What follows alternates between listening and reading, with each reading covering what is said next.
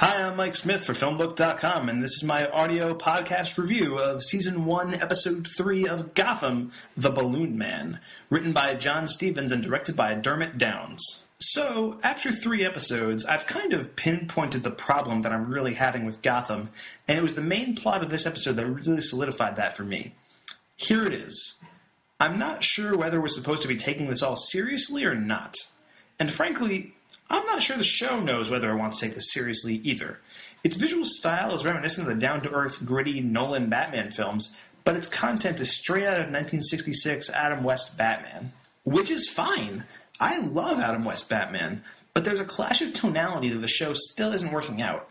The main plot of tonight's episode involves Gotham's first vigilante, known as the Balloon Man, and played by Dan Bacadol. This vigilante is taking corrupt public figures and tying them to weather balloons, killing them by making them float high up in the air. The problem with this is that it looks absolutely ridiculous. I laughed every time it happened, and I laughed even harder when one victim fell and landed on an old lady. But the show plays it completely straight, like no one involved seemed to realize that this is a ludicrous situation.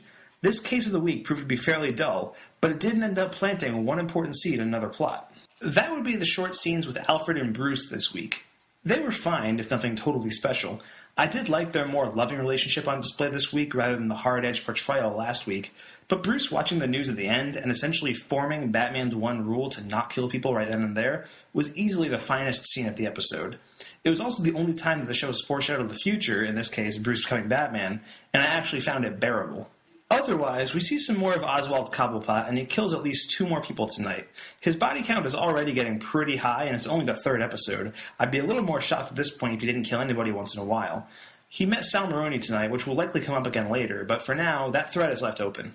We also see a little bit more of Fish Mooney and Carmine Falcone, but not much movement on that front either.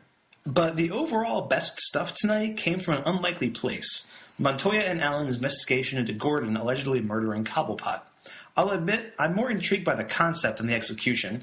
Montoya's scene with Barbara, while establishing they used to be lovers and drug addicts, didn't really add much to the proceedings. But I did like when they confronted Gordon head-on, and I hope this becomes a much bigger deal in the future. The murky morality of Gordon's actions has the potential to be a series in and of itself, so it's disappointing to see it relegated to the D-plot of an episode. I did think the Balloon Man effectively built on the events of the previous episode by having the Balloon Man's actions be influenced by the child-snatching incident.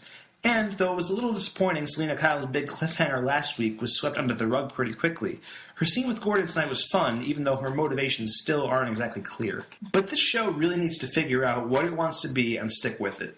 If you're going to go for the ridiculous, commit to it. Let Gordon crack a smile, let the show be a little lighter. Otherwise, you get episodes like The Balloon Man. Anyway, that does it for me. Thank you for listening to Gotham City's podcast. I'm Mike Smith. If you're listening to this review on YouTube or Daily Motion, please subscribe to our channel, like, and comment in the video below. If you're listening to this review via our podcast on iTunes, please subscribe to our podcast, rate it, and take a moment to give us a review. For more of my thoughts on Gotham and other films and TV shows, check out my work at filmbook.com or follow me on Twitter at twitter.com/msmithfilmblog. Hope to see you soon, citizens.